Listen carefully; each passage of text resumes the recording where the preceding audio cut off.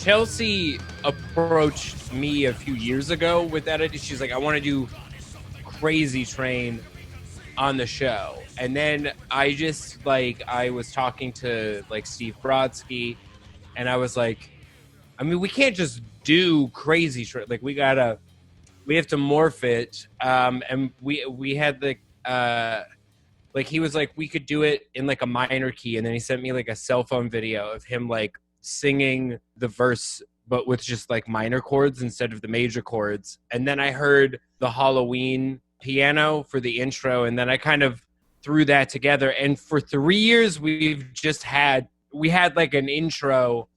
I had like a really rough version of like how that intro happened or works or whatever, just like in GarageBand. And then we kind of built it off of that. I really appreciate how philosophically metal it is to be like, we're going to do Crazy Train, but we're going to reharmonize the fucking major parts into minor, okay? This is going to be a 100% minor key song. It's not the 80s anymore. You can't have a major key chorus. There's none of a major key verse. It was always insane how happy the music is in that song. It's like a banana, like, I love that song, and I love Randy Rhoads' guitar playing, but that song, it's the two Randy Rhoads, Ozzy Osbourne records sound awful. I wish they did.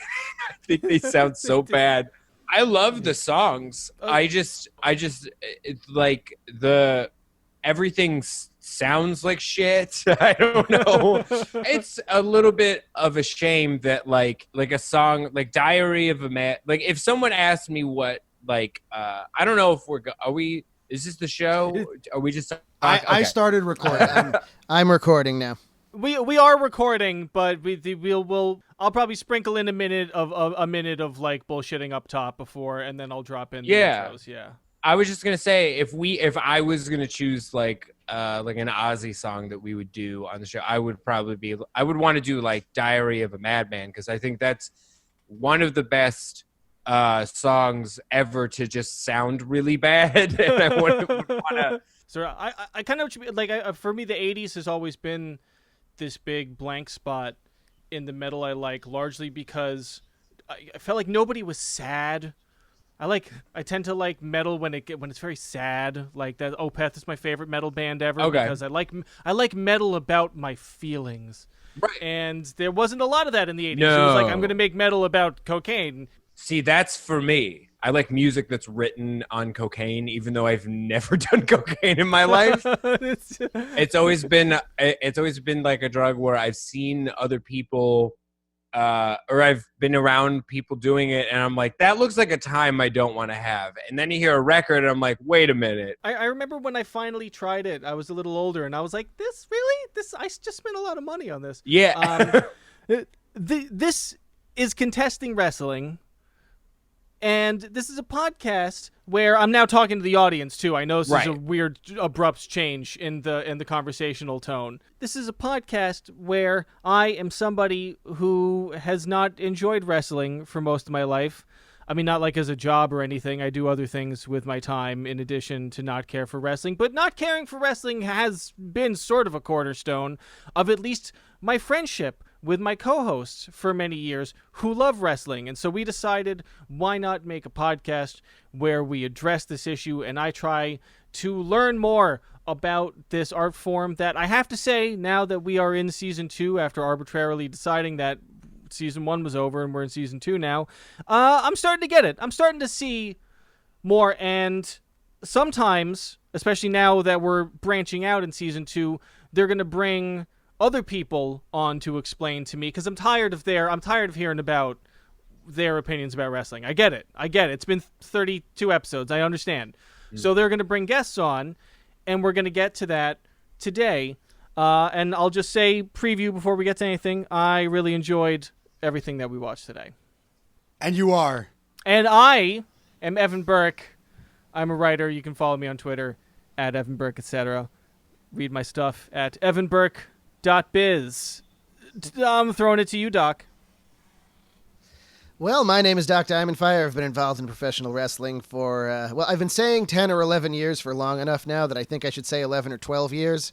I really should get a start date on all of that, but I've done a little bit of everything. I wrestle, I do commentary, I do ring announcing, I do this podcast, and I'm really happy to be here right now. I love doing this podcast with these guys. As long as we're getting plugs out of the way, you can follow me on Twitter at Dr. Diamondfire, at Dr. Diamondfire, and I've been streaming on Twitch every day at Doc Diamondfire on Twitch. Follow me there. Check that stuff out. Professor, would you give us your details and introduce our guest today? I am Dr. Ben Abelson, professor of philosophy at Mercy College and a scholar of professional wrestling. And I am extremely excited today for our guest, who is the creator, producer, director, writer, composer, and in his alter ego, Guarcinio Hall, host of the YouTube series 2 Minutes to Late Night, also producer and director of Nobody's Watching Wrestling, and the guitarist of the band. Welcome to Contesting Wrestling, Jordan Olds. Hey, thank you. Thank you, everybody. Real quick, because of a SoundCloud rapper from France, we had to change our band. Oh, no. But that's why I couldn't find any of your stuff online. All right. Yeah. We had to do the.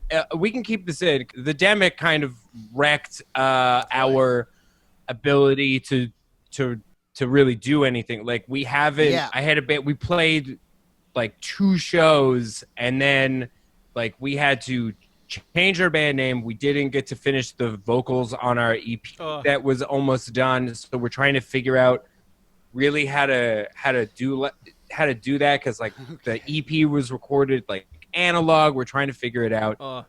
Dude. Well, what's your band name now? I mean, we soft announced it, but it's called Cherisher now. It's gonna be a minute since people hear from it. Is it Cherisher or is it Cherisher now? Oh, it would be Cherisher. It'd be really weird if it was Cherish right now, only right now, for the limited time. They've been naming bands for so many years now. I mean, plenty of bands have kind of resorted to nonsensical stuff like that. And if you get good enough, then that phrase now has a meaning.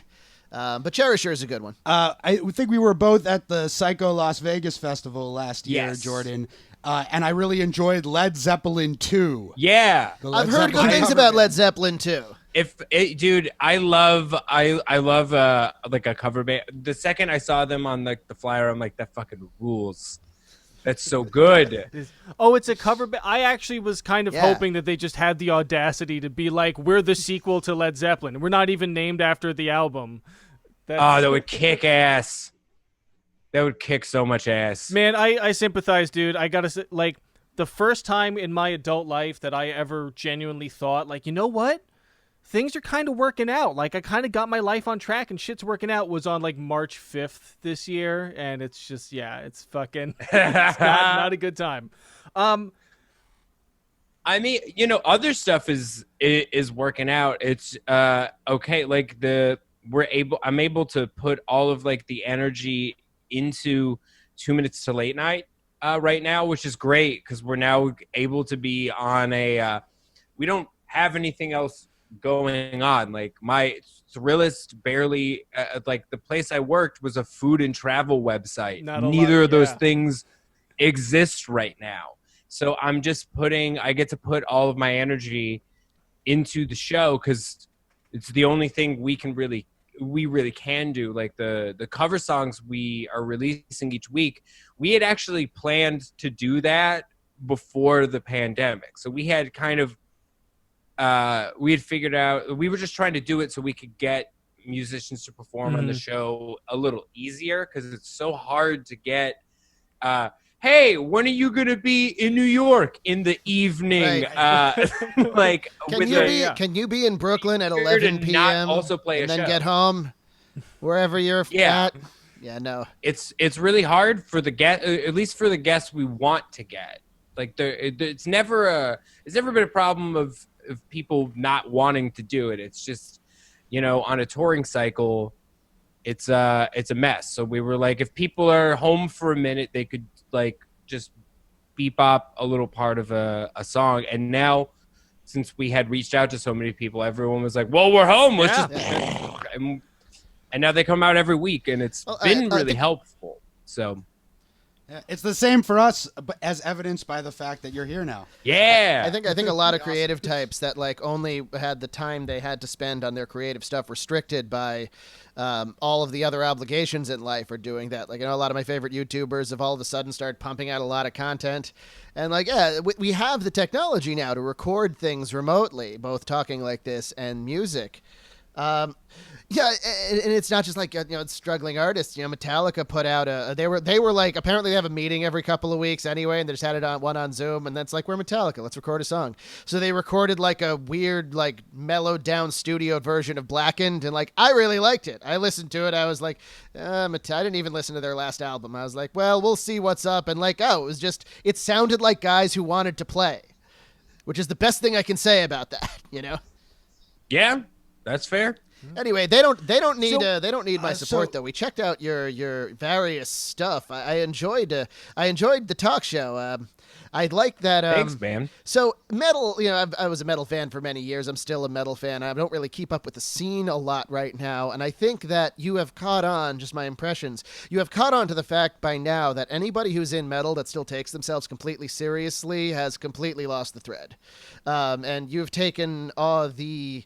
I don't even want to say humorous, although it was very funny. You've taken all of the lighter stuff in metal, which includes a lot of the ghastly stuff, and wrapped it up into a palatable package for people who are into that kind of thing. I salute you on that. I had a limited amount of time to watch stuff today, and I thought, I don't know, maybe I'll watch some of it, and I watched the first 5 minutes of the episode, and then I watched the rest of it. Yeah. Cool. So thank you. That's good. That's what we hope happens, is that people watch some of it and then watch it. The whole. It's so great easy, when people watch the whole thing. It's so easy to tune out of stuff. Like when you brought the metal singers to the bird call guy, like I was losing it. I thought that was incredible. Yeah, we wanted to make. I think the goal of the show is to kind of. It's also kind of the goal of Nobody's Watching Wrestling, is to kind of make. To try to get people to have fun with a thing that they might have like an impression of. I think that like always kind of the goal of 2 minutes was to become like a metal show just to celebrate metal, but with every other type of music involved. Like that's why today we released a Guns N' Roses cover with the singer of Sleigh Bells, who's like adjacent to metal because like one of the Poison the Wells guys is in the band, but they're not a metal band at all. I think you also did Steely Dan's "Reelin' in the Years," which was pretty awesome and non-metal, but great nonetheless. Yeah, I think it's but we want to ultimately, like, I think doing like having other types of musicians come on the show and have fun in metal, like get to just play in the sandbox a little bit and not be, because not a lot of other genres get to have the silliness and the release of metal, I think, and that's kind of the idea. I think there's a relation there between wrestling and metal to some degree, right? Wrestling is a similar kind of sandbox where you can kind of bring in any kinds of elements and they'll fit if you put them together the right way. And there are some people who get very angry when you do, and those people are getting left behind. It's not fun to take any of this a little bit too seriously. And that kind of informs, my opinion on one of the matches for today. I do think that that metal, especially like if a lot of rock music sort of falls out of favor and like people are just not really paying attention to a lot of it, people aren't going and seeing a lot of it. Like I think part of why metal really lasts in a way that a lot of other forms of rock music do not is because it has been able to evolve, and it's something that like as it has embraced that silliness over the last like 20 years. Like I remember when we were growing up, like metal was so incredibly serious. Even though it was very silly, like I feel like the people, I don't know, at least that was my impression. I think you got started like going to shows at like L'Amour's. Oh, there were so many rules and shit like that. It totally turned me off. It was like this was supposed to be rebellious. Yeah, and yet there's a strict dress code. Yeah. Yeah, I think that's kind of the biggest thing is that we don't there's there's too many rules with it. I think it's supposed to be a release of some kind, and I think ultimately it's all supposed to be fun. And I think also the people who are like, like, oh, rock and roll is dead or punk is dead, I'm like, nah, it's just a different thing now. It's something else now. Also, like, what's big? There's so much more room at the table for so many more genres and bands. It's not like, I think a lot of people our age or so remember when we were like young teenagers, the sharp fall of hair metal. But really, that only lasted 8 or 9 years, and then all the hair metal bands kind of got together. They're like, well, most of us are still alive. We can just play to our fans. And that's happened to just about every genre of metal since then. When I was 18 or 19, I was a full-on screaming, like, nu metal and alt metal kid. And a few years later, they were declaring all of that dead. Like, to this day, they're like, well, that's dead. And it's like, well, Godsmack packs the arenas, and Disturbed packs the amphitheaters, and Slipknot packs the stadiums. And I would say, but they don't have number one records anymore, except all 3 of those bands have, within the last couple of years, still had number one records. It's just the kids aren't really into them. And the kids are correct about what's good music 100% of the time. Always has been. And so that's what people mean when they say X, Y, and Z genre is dead. But no, they're not. They're not. Culture is just not so monolithic anymore. It's, there's room for everything. Yeah, I agree.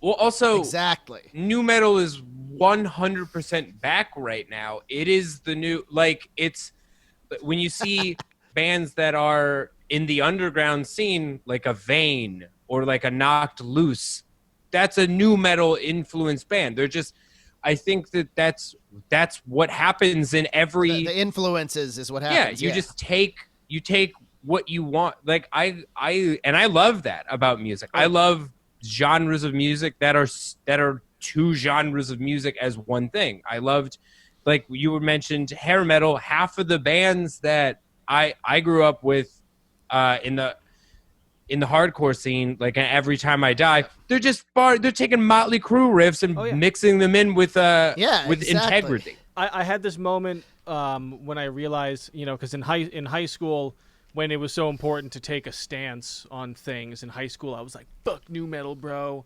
Fucking sucks, man. I only like these arbitrarily chosen bands and not these other arbitrarily. You listen to Yes?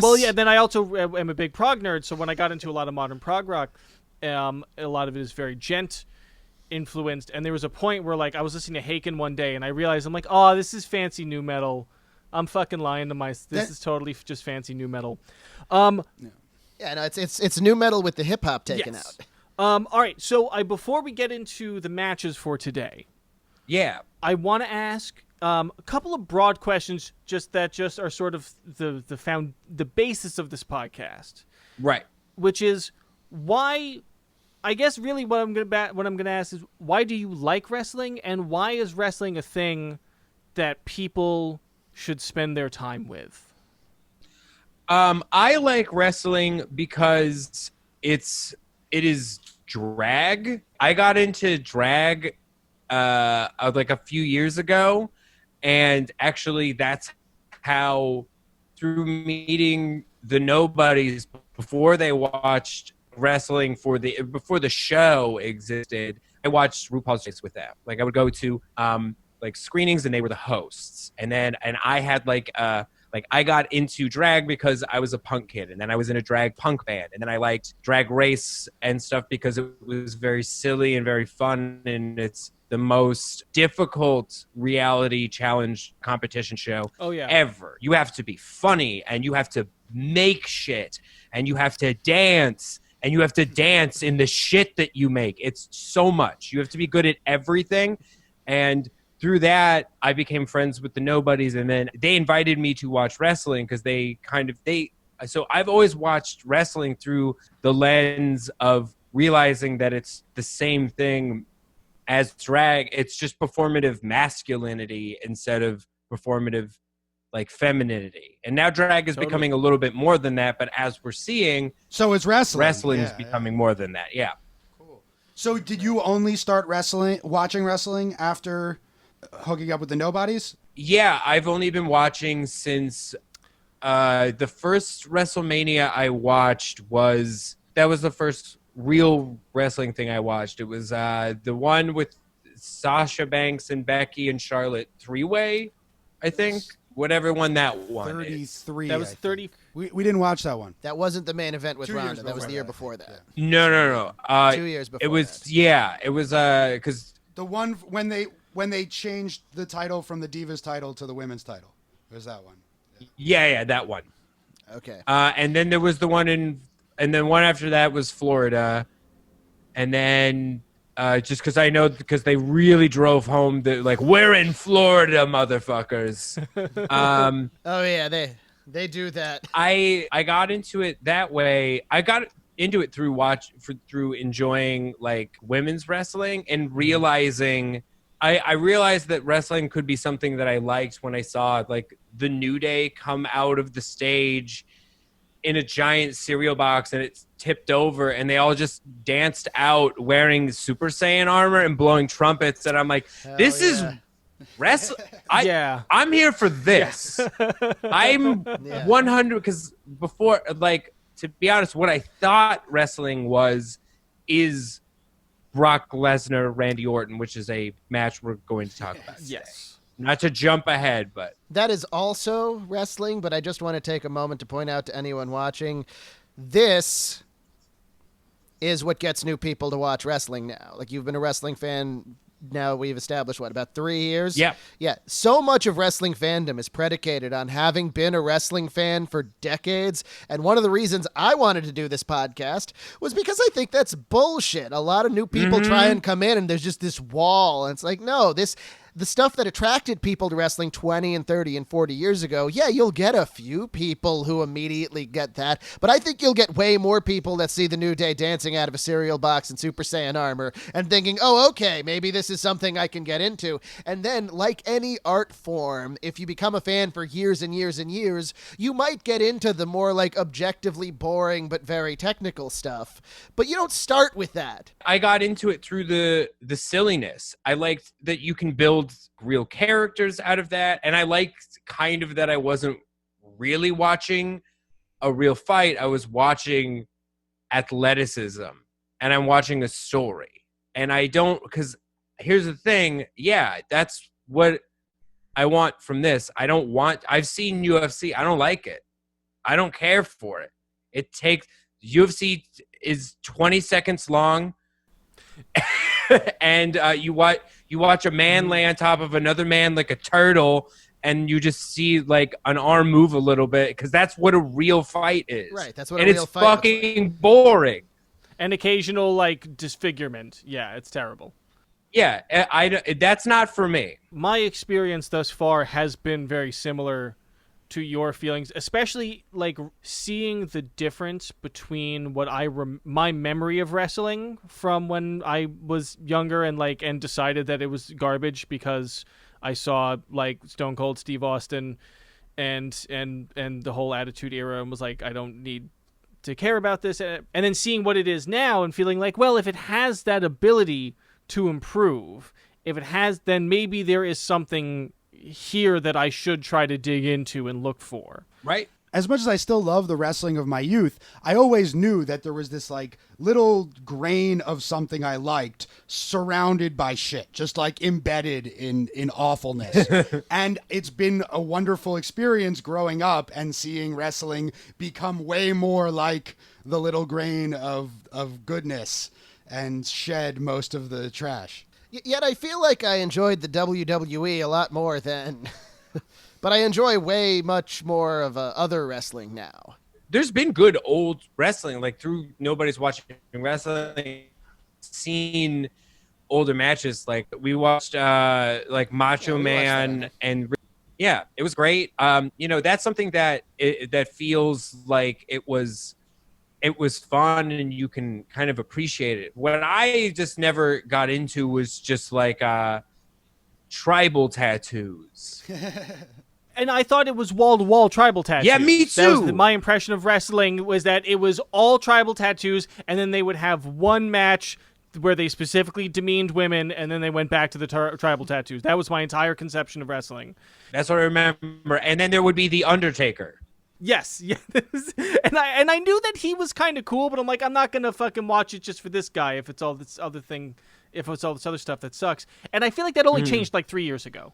Yeah, I mean, I have seen wrestling because I had like, you know, a younger cousin that loved it, and I watched it like with him when I would have to like watch him or whatever.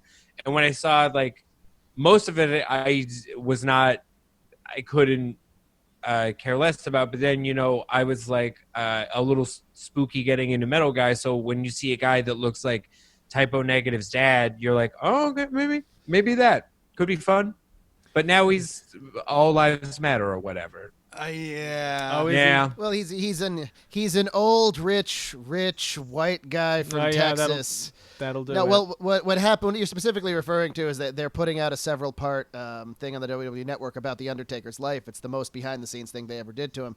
And in one of the interviews, he's wearing like an American flag with the blue line. There's shirt. another. He's wearing a conservative like, cartel shirt. I don't see as well. Yeah. And here's the thing. I don't politically approve of any of that, but I don't understand why anybody was surprised why an old, rich independent contractor who wants control of all of his own money, white, huge guy from Texas is anything but a Republican. Yeah. Like, and I don't like to presume somebody's politics purely from their demographics, but it does not surprise me, not one iota. Yep. I'm just going to be really afraid of getting tombstoned while seizing those particular means of production, but Right. Yes. you know, it's we'll work around it. We'll Get figure to out. it. Go for his knees. Today's matches. Yes. So first off, thank you, because you have inadvertently forced us to do something we've been talking about doing for a long time. Ben and Doc have been telling me to watch, have decided that I need to watch Lucha Underground as the first wrestling serial I'm going to get into. So having to watch a whole episode. It's the most likely wrestling serial that you'll actually watch. For me, that was the first wrestling promotion thing that I was like, oh, I love this. Yeah. Because I wasn't super into WWE. Like, I thought it was very funny to watch. I thought everyone's character was really silly in like WWE. Like, the first thing I saw, I was like, oh, I love that like Seth Rollins is like a Warped Tour X-Man. Like, this, what the hell? You just described him way more interestingly than he has looked through my eyes ever. Well, the first time I saw him, he had like the Scene Kid like streak, and I was like, I totally see how a person that exists. This adds up. That Scene Kids are wrestlers now, because that's the new metal. This makes sense. Very funny. But yeah, watching Lucha, I really loved that it leads. I love Lucha style wrestling the most. I think it's the most fun to watch. I love the way that they can do over the top stuff, but it still seems like a contest the whole time. They do it all with a straight face. Yeah, and they or a straight mask, as it were. Yeah, especially this like Americanized version of Lucha, because if you go to like actual Lucha in Mexico, it's a lot less sort of cohesive, I find. But the combination of the Lucha athleticism and fanfare and costumes and everything with a like sort of more tighter American match structure is a great combination. Yeah, it works for me. Transitioning from like WWE to that, it felt really refreshing. I loved the B-movie storyline soap that they built into it. I was like, totally. Why isn't it all this? I had that exact. Always make up a fucking There's this recurring thing that happens when we watch good wrestling, be it from NJPW or AEW or something, where when they do something well, you're like, why the fuck haven't I seen this before? Like, because this seemed like that was the thing. Like, once they had just the fact that they shot it like it was a TV show, you know, like they shot it like it wasn't. So like, I feel like whenever you watch behind the scenes or quote backstage stuff from the WWE, it's shot in that kind of weird, I guess it's live TV, so it has that particular quality to it. But this, I don't know, they just made it feel like a story in a way that you don't see in a lot of other stuff. Yeah. And they hired at least one pretty good actor in the guy who plays Dario Cueto. Yeah, that guy rules. You saw only that like he's great on Curb Your Enthusiasm. Yeah, so he's like an improv actor. But yeah, he that's what really got me into it. And so many of those people are now in AEW Everywhere. now. Well, in bigger leagues, in bigger leagues in America in general. Yeah. Like, so the match that we watched, most of the people involved are on television now. You know? Yeah, so we watched. It's actually technically 4 matches, Right? Or it's like or a gauntlet match, however you want to think about It's a gauntlet, But it's right? That they. Oh yeah. Yeah, well, they advertised it as a gauntlet, but then because it took up the whole episode, they sort of presented it as It separate had a matches. bit of a mythic structure to it. Like it felt like a chapter out of the Odyssey or something like that. Yeah. So it's Pentagon Dark against the Black Lotus Triad. And the Black Lotus Triad was the group formed by Black Lotus, who in the WWE was Angela Fong and Savannah. They used her mostly as an announcer for some reason, even though she's actually a good wrestler. And then the 3 wrestlers who wrestled Pentagon one after the other were Doku, Yurei, and Hitokiri, who we would know better as Kairi Sane, Mayu Iwatani, and Io Shirai, respectively. At the time, 3 of the greatest Joshi stars in the world, Japanese women's wrestling, and all 3 of them have had great success in America. Kairi Sane has been NXT champion as well as Raw Tag Team champion with Asuka in the Kabuki Warriors. Mayu Iwatani was Ring of Honor women's champion. And now Io Shirai is my favorite of the 3. Yeah. And is on the rise in the WWE as well. So they fight Pentagon one at a time. And it's, we talked a little bit about intergender wrestling in previous episodes. And I had forgotten that things like this happened in Lucha Underground, because I wondered if you could have an intergender match where the woman was the heel. And it's not exactly clear cut who's the face and the heel in this exchange, but at least at the beginning, the Black Lotus Triad are presented kind of as the heels, which I thought was interestingly unique. In the series of the show, I think they are technically both the heels, but Pentagon is the bigger heel. But he's in Lucha, they like the audience because it's just a natural reaction still. They're not really they're not telling the audience to favor any, but like people just fucking love Pentagon.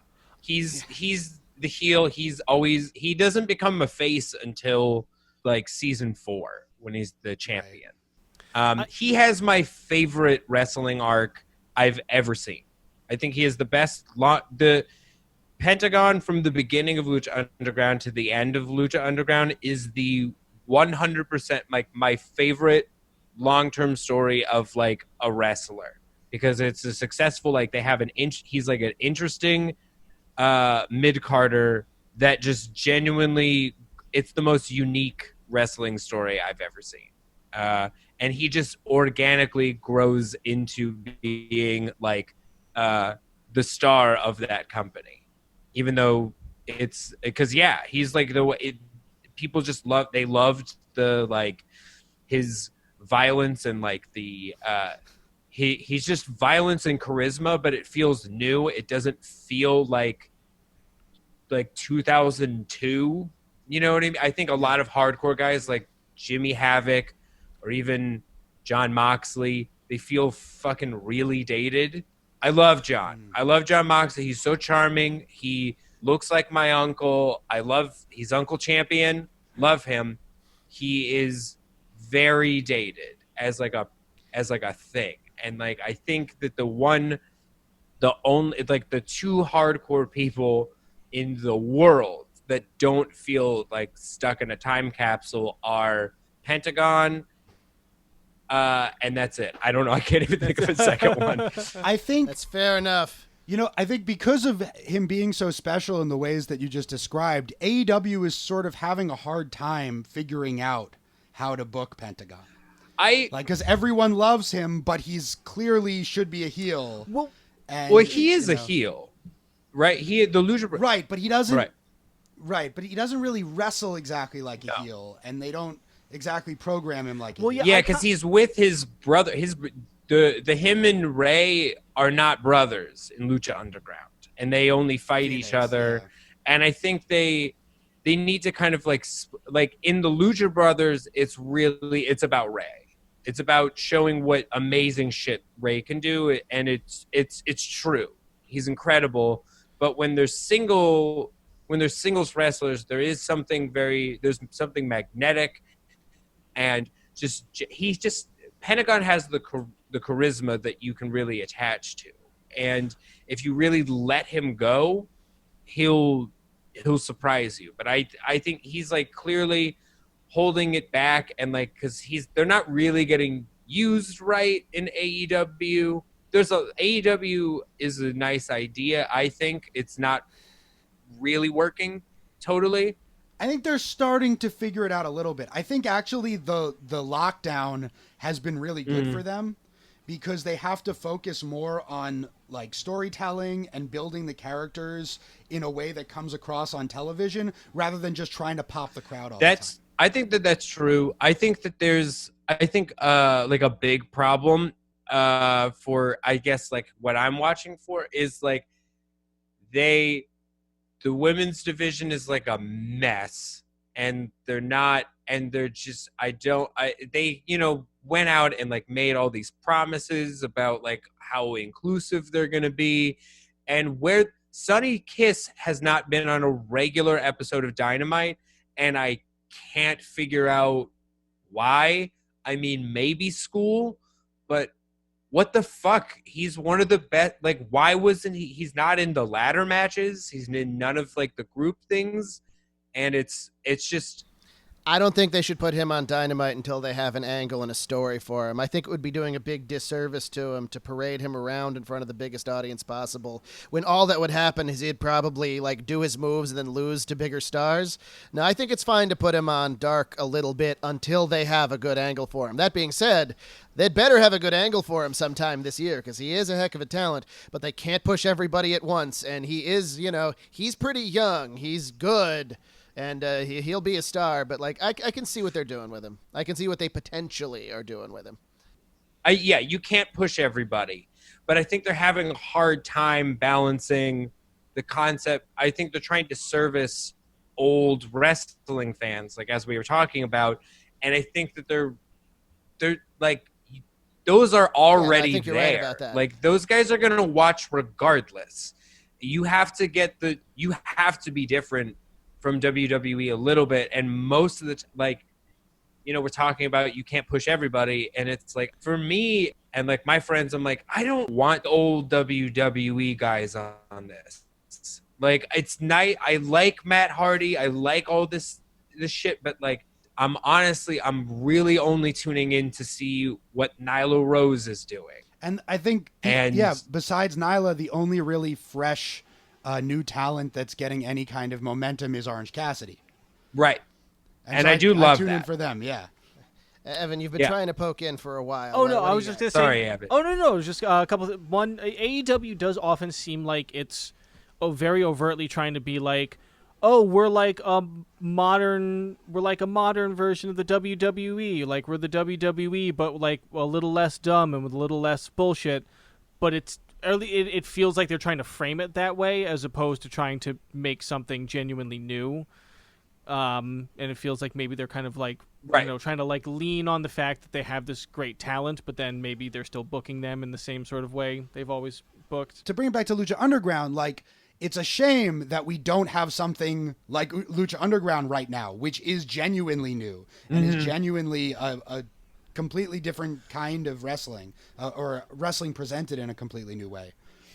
That's what the real competitor to WWE, I think, would have to be. Yeah, I remember that me and DJ Accident Report of the Nobodies, like we would watch that every week, and we have like we had like a little like a wrestling group with like all of our friends. It's like a queer friendly wrestling group, and it's mostly just complaining about like WWE, and we were like, what? And they had also like at the time they had first signed Sonny Kiss, like he was called like Exolicious. Yeah, and we were like, look, it's amazing, it's so cool. That's one of the biggest frustrations of being a big wrestling fan, is attempting to turn people away from the WWE. Not even like, hey, stop watching the WWE, but like, you clearly don't like watching this. You watch it every week. You complain about it incessantly. Why won't you watch any other wrestling? There is so much more wrestling, and it is easier to access now than it ever has been. Get NJPW World. Get independentwrestling.tv. There's so many different flavors of wrestling on there. It's ridiculous. Evan, what have you thought of NJPW? I'm curious. I have, of all of the NJPW that we have watched, I have a general criticism that it runs a bit long. I feel like there should be a hard cap of, like, if it's the greatest wrestling match ever, like, I feel like 35 minutes is about as long as I can handle. So NJPW has a lot of matches that are like, this is amazing, this is also an hour, and that's hard for me emotionally. But I was like, thus far, my favorite wrestlers are probably like Kenny Omega, Asuka, and Orange Cassidy. I would say those are my favorites that we've done so far. And yeah, I feel like every time I watch anything that is from Japan and modern, I have really enjoyed it. And I feel like they kind of fuse everything well, because I agree with you that I feel like the Mexican style of wrestling is the most wrestling, right? It's both it's both the most interesting to watch on like an athletic level, and also they kind of treat it the most theatrically, sort of. So it kind of does the two things that you want from wrestling the most. And then I feel like there is just a way that it is streamlined in Japanese wrestling, where when it hits, and it then doesn't have like a lot of the dumb bullshit that American wrestling does. So when it hits, I feel like it's some of the best stuff I've ever seen. But sometimes it runs a little long, and sometimes it can be almost a little overly intellectual. We just watched a bunch of shit from the 90s that kind of put me to sleep, but that's a different thing. Yeah, I like, it's fun. You bring up like Kenny Omega. One of my most like controversial things is, for a long time, I couldn't stand him as a character. Mm-hmm. Like, he's clearly really good at wrestling, but for me, I was like, you have to pick one thing or two. You don't get to be the Terminator and Sephiroth. And it's like, it's just, he took his Facebook likes and that's his character. He's like, but I'm also from Mega Man, and also it's just that's my biggest thing with him is like, for the longest time I was like, what are you doing? And then I realized, like, oh my God, he's Nicolas Cage. I get it. Totally fine. I'm like, you are an alien, but yeah, it's like, he's Nicolas Cage, where it's like, it can be bad or good, but either way, it's something you've never fucking seen before. Because it's not inaccurate to criticize him for being like, oh my God, it's like too many things at once. But like, going back to a music analogy, like, part of what I love about a lot of really hard to listen to progressive rock and stuff like that is I love a big swing for the fences, even if it completely misses. I love fucking Zardoz, right? Like, Zardoz is like a true, I mean, the morals of Zardoz are horrible. I don't want to in any way support that, but if you watch it, it's just like, it's somebody who fucking tried so hard and missed by so much. And I'll, and so like, cause Omega, it is a little much, where he's just like, I'm fucking Mega Man Terminator Sephiroth, plus other cool stuff you don't even know about, bro. Like, here's the only thing I want, and he will work for me in any promotion. If someone just fucking went, this guy is so weird, and that's it. If the heel just went like, what the fuck? Yeah. Why aren't you talking like a person? Like just a little, like, everybody treats him like he's normal, and it's fucking okay to not be normal, but please do not, like, he says something that is that is not really a sentence. Like, the grammar's all over the place. He's not talking like a human person. He's talking like how wrestlers have talked. And if like when he talks like somebody translated his stuff into Japanese and then translated it back. Yeah. Like he was gonna fight Jericho, and I was like, oh, thank God he will call him on his shit. But he's like, no, Jericho's being very nice to him. Just look, I love him, but we have to stop pretending like he's like, oh, he's just like you and me. He is not. He is not, and that's okay. And it's good that he isn't, but just someone. A big part of like being a wrestling heel is talking about what's different about somebody.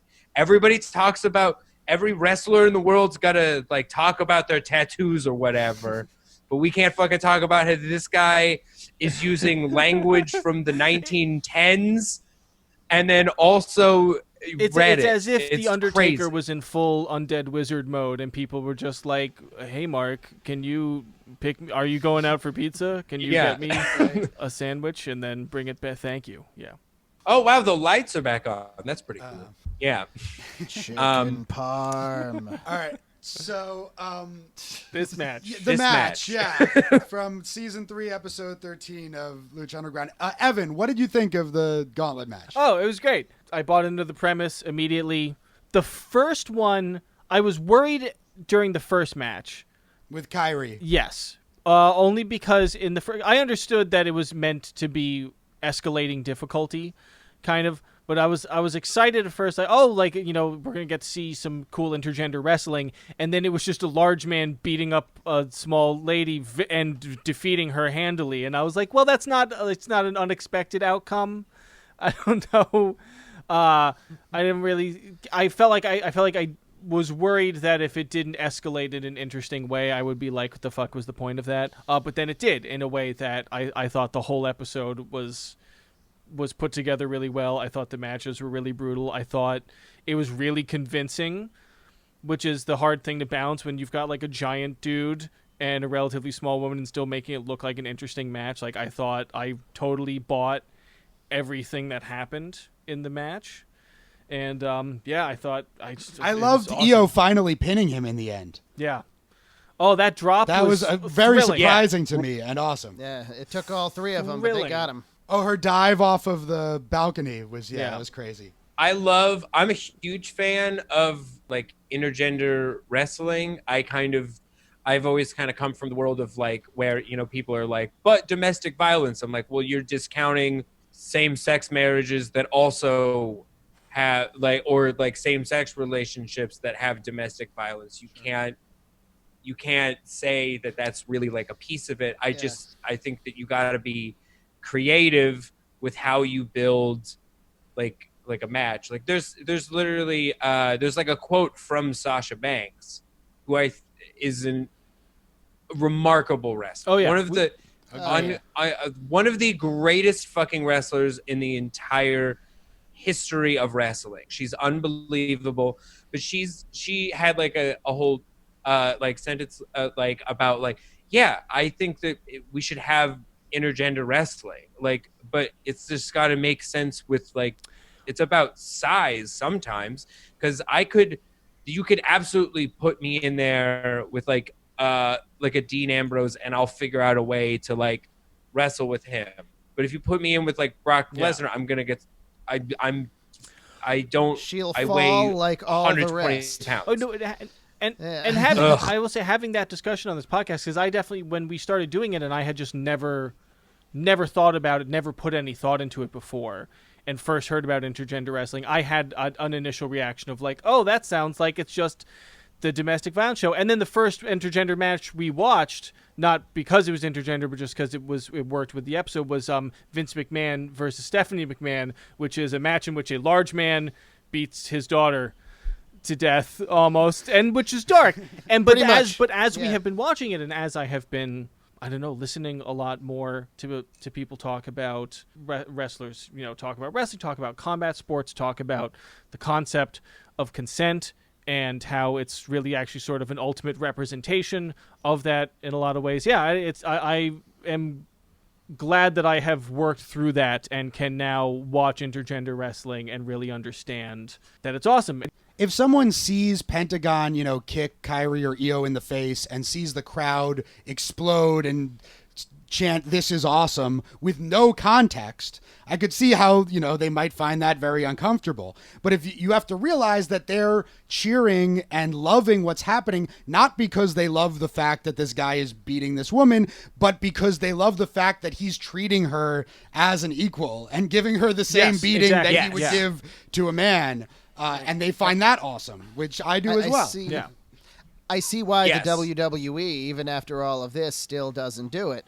Because as big of a media company as they are, the WWE always has to cater to the 2-second clip taken out of context like that. And no matter how much they try to explain it, that it doesn't matter. We live in such a thickly outrage-driven culture that a 2-second clip taken out of context like that, any explanation is just immediately dismissed. It's the same reason that they have their like strict the vocabulary codes. They won't say the word bully on air because they don't want anybody to have the context that they're endorsing bullying, even though several of their characters are bullies, even though in order to tell a story of a good heel, often bullying will happen. They won't say the word because it's the word.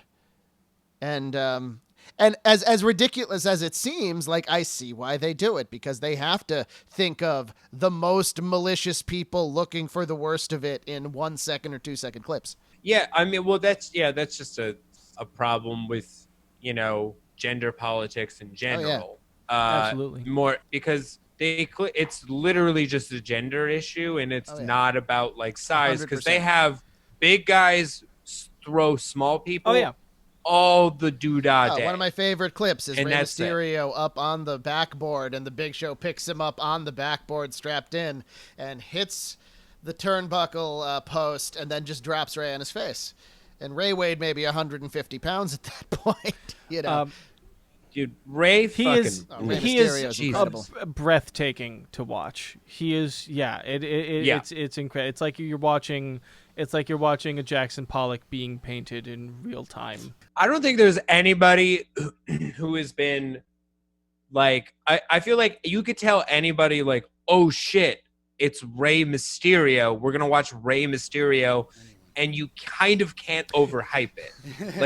They're going to be impressed with what they see because he's fucking amazing. And you can even do that today. Oh, yeah. And he's still fucking we amazing. It's great. In the, because, you have a Rumble watch party with people who don't ever watch wrestling. And everyone always fucking leaves going Jesus Christ, Jesus, Rey Mysterio. The first match that they showed me for this podcast that I enjoyed was Eddie Guerrero and Rey Mysterio in '97, and it was something that I remember watching and being I would really challenge anybody to watch this and not find it utterly thrilling. I would challenge anybody who finds it interesting to watch the human body move in a controlled fashion. Yeah, for in sure. contrast to that, and in contrast to the first match we watched, we have this Brock Lesnar versus Randy Orton match from SummerSlam 2016. And I think really the connection with the first match is that, the ending of this match borders on genuine violence in a way that is way more uncomfortable than anything we see in that first match. I do just want to quote one thing from the commentary before we move on from the Lucha Underground match. There was one quote from the commentator. Vampiro, probably. Yes, where he says, "What is it? Revenge is a dish called what?" Yes. In attempting to remember the phrase "revenge is a dish best served cold." Wait. Since we're talking about Vampiro, So there's also the moment where he's like, I felt so good right there. And Matt Stryker's like, why? Because violence was close to you? And he's like, yeah. Oh, the announce team in Lucha Yeah. Underground with they're such a contrast, but they work so well together. You know, Matt Stryker, the well-groomed school teacher, very sportsman announcer like, very like big guy thing, and then Vampiro, the Canadian moved to Mexico luchador who's had a bunch of concussions and was like in gang life on the streets, just being like, damn, that hurt. And it's like this, the two of them together work for Lucha Underground so well. He's borderline orgasmic during this match, though. Yeah, He really is. Just quite aroused. I like Matt as I always thought Matt was like really good at like being like, this is why this is important. This is what this move is. And he would like get you. Yeah, it's his job. He does his job, which, you know, for a long time, I hadn't really seen a announcer who was actually doing that and not just like saying what like Vince McMahon was yelling at him to say. Before we move on from it, the special thing about the lucha match, I think, is that I think it is a perfect thing to show somebody who has never seen intergender wrestling, because it starts off giving you exactly what you're afraid of, and then you slowly kind of get it. And like after it gives you no holes barred. This is just a match between people, and I think it helps break it down, like to start seeing what the fans and what the wrestlers are also seeing. I think it's the perfect thing for that. I think it is such a cool example of like putting on a show. It's not treating you like it's not pandering to the fact that you want to see, like most of the time, you know, you do want to see the woman win naturally all the time. But I think there's something, because again, there's that special thing about like Pentagon that even when he's vicious and brutal and unrelenting, like you just want to cheer for him anyway, because he seems like a creature. But who has a lot of charisma. It's great. I think it's the best way to show somebody that intergender wrestling is the same as just wrestling. Yeah, absolutely. Yeah, I would completely agree with that. This match did a great job of that.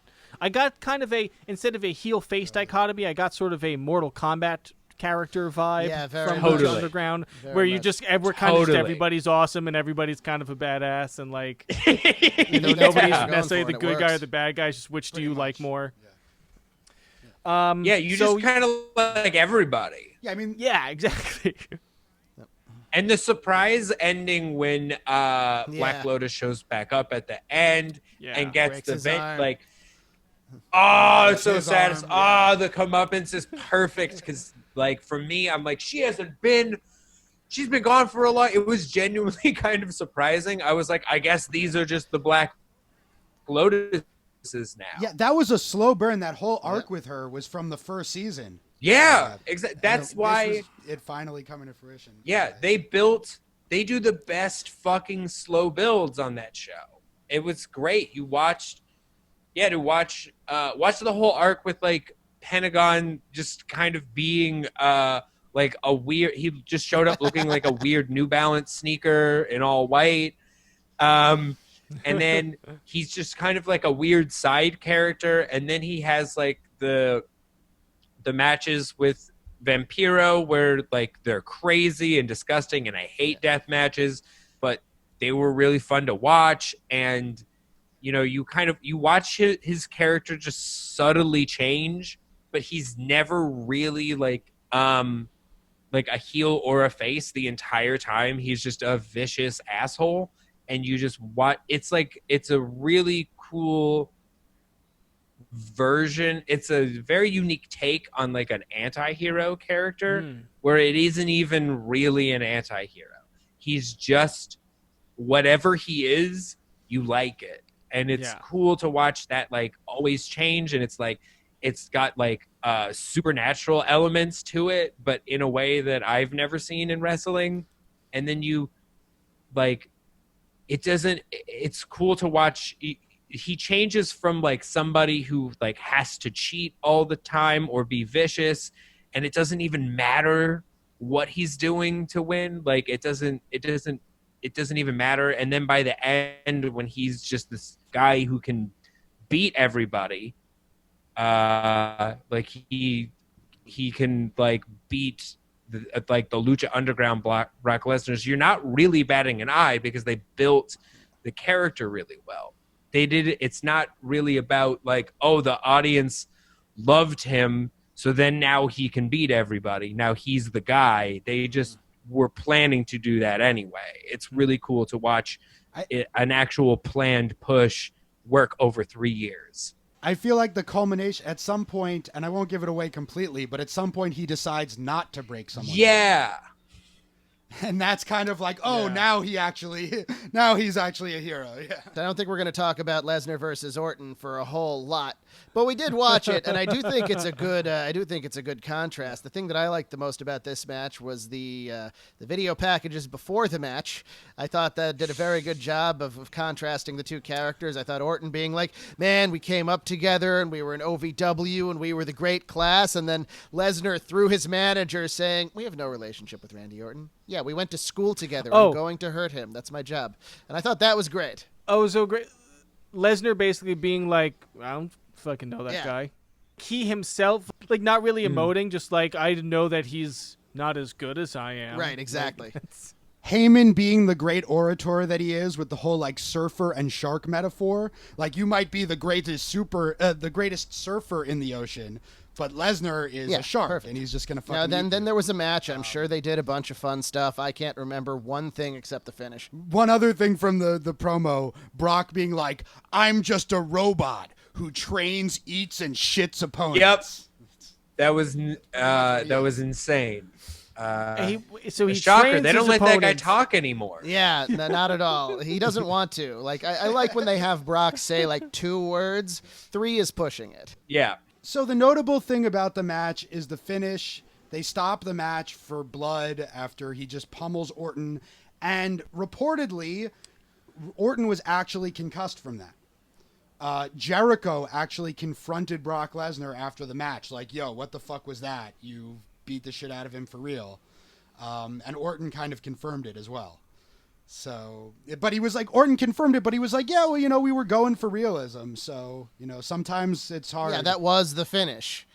It was, can you cut me open with your elbow? Yeah, I can cut you open with my elbow. Let's just make that the finish. And as you know, I have a lot of mixed feelings on stuff like that because, like, hey, let me hit myself in the head really hard on your body part is something that we really should have moved away from in wrestling several years ago. But damn, it wasn't a notable finish that we're still talking about today, as evidenced by the fact that we're literally talking about it right now on this podcast. Well, to be fair, the reason we're talking about it is not like, can you believe that finish? It was because Ben was like, what's a match you hate? And what? Exactly. Please and dig I into that. Hated this. I already... Yeah, tell us why you hated it. Dude, well, so already, like, these are just the images of the two things in wrestling I don't like. I've never been able to give a shit about Randy Orton. I've seen Randy Orton was on every pay-per-view that I've watched for the WWE, like when we first started doing Nobody's Watching Wrestling, and I couldn't, not one time was I able to give a shit. He seems like he's asleep. He's covered in tribal tattoos. He comes out to a B-side of Godsmack. It is the most, like, I thought this is what wrestling was, and this is why I didn't watch it. And then Brock Lesnar looks like Hitler's daydream, and as like a Jewish person, I'm like, Jesus. I know that he in real life is like it doesn't have a problem with anybody, but he just looks like that. So I'm just like, he tries not to have much to do with anybody. He definitely broke out of a lab in Argentina. There's no question of that. Like he was not born of woman. Yeah, no, he looks like the baby from Toy Story 3, but a lot of muscles and weird tattoo ideas. And he also just, like, I've seen one thing that I liked Yeah. from him, and it was in like 2002. But when he is sandwich pants, Brock, I liked. We had to watch. What was that? Like him and Kurt Angle in an Iron Man match, and that was fun. That was really good. But he was also really young and like gave a shit. And like now he in this version, I didn't love. He's not really who I loved in that match. I think Kurt Angle was just really compelling in that. No, Angle's incredible. Yeah, I think that Brock Lesnar is like in all circumstances. Like I don't have like I don't like how he's booked ever. I don't really think most things are his fault, but I think that whether I'm just kind of like if he's I've never been super interested in anything that he's really ever done. I'm usually really bored. I don't like one move over and over again. I'm not really here for that. I'm not here for wrestling to feel like a real fight. I kind of don't give a shit. If you want to do UFC stuff, do UFC stuff. It's really boring to watch a UFC style match in wrestling when you know you're watching, but we know that it isn't real. So why are you pretending that it is? I thought that Moxley Hager match on AEW was a really good example of how bad that can be. Yes, totally. I forgot that happened. The thing I remember from that is like, not those. We want the little bike shorts back from NJPW. Oh. I will say about Orton. Well, first of all, with Lesnar, I think maybe like if you would be interested in him, it would be as an antagonist. But then when he's in a match with someone else who you also don't like very much, and this happened. Not really gonna work very well, right? This was an insane thing. When watching it, I realized like I could see this maybe as like a show's starter. Like if you started the show with like these two guys and then it's just like, what the fuck was that? And then you build the show and then maybe have the show end with your new championship belt and the new guy that you're pushing. You do that. Don't put put that in the middle of the show. When we did the Lesnar Bryan match, there's this point where the crowd turns on the match because they think it's just going to be a squash. And Evan was like, yeah, but WWE wouldn't actually do that and just have a completely unsatisfying main event. And we were like, when it comes to Brock Lesnar, yes, they will. That's the problem with every single good Brock Lesnar match that happens now is they're fooling us into thinking it's going to be a bad match. That's the twist. We'll get them. They'll think it'll suck. And then we're like, whoa, what if it didn't suck for 30 seconds? And then it goes back to sucking. I appreciate you choosing this match because I agree with you that this represents everything that is stupid about wrestling, where it's just like I resent being asked to care about these men. I resent that these are the champions that I am supposed to be like buying. Yeah, it's ludicrous. Let me say one thing about Randy Orton before we finish. So when he first came on the scene, Doc and I, we hated him. He was a great villain. We did not want to see him. He was obnoxious. He beat Chris Benoit for the world title. That was something that we thought definitely should not have happened. Over the years, I've come to appreciate his skills. His technique is absolutely impeccable. Just from that and a standpoint, I think Jim Ross said once, like his dad, he's so good at doing things in the ring. They come so easily to him that you can't even tell how impressive the things he's doing are. Yeah, no. Of course, that's not a reason to care about him as a character. Yeah, that's the problem is that in an age where like you're like, oh, look how good at wrestling this guy is. It's like fucking everybody should be good at wrestling if they're a wrestler. That's not what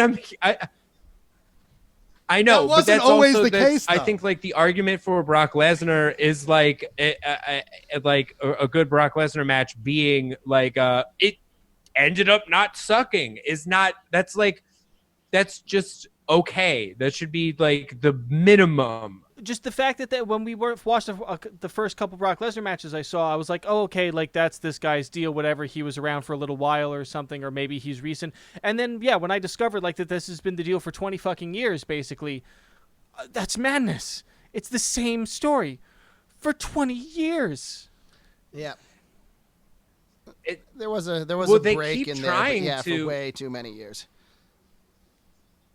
Well, they, I mean, it's a weird choice. You choose to do like, I think they were like, this, it's clearly trying to take from like a Game of Thrones version of storytelling where they're like, we will have this thing that just crushes stuff that people likes, and then eventually people will be so satisfied when he gets defeated, like we'll have a hero on our hands. And what I think they've seen with wrestling, and also mostly Game of Thrones, is people, they don't want to see that character get defeated. They just don't care. They're just, your spirit gets fucking broken. Like, we've seen Brock Lesnar beaten by 3 fucking heroes, and we don't give a fuck. Right, that's the problem. It didn't help Seth.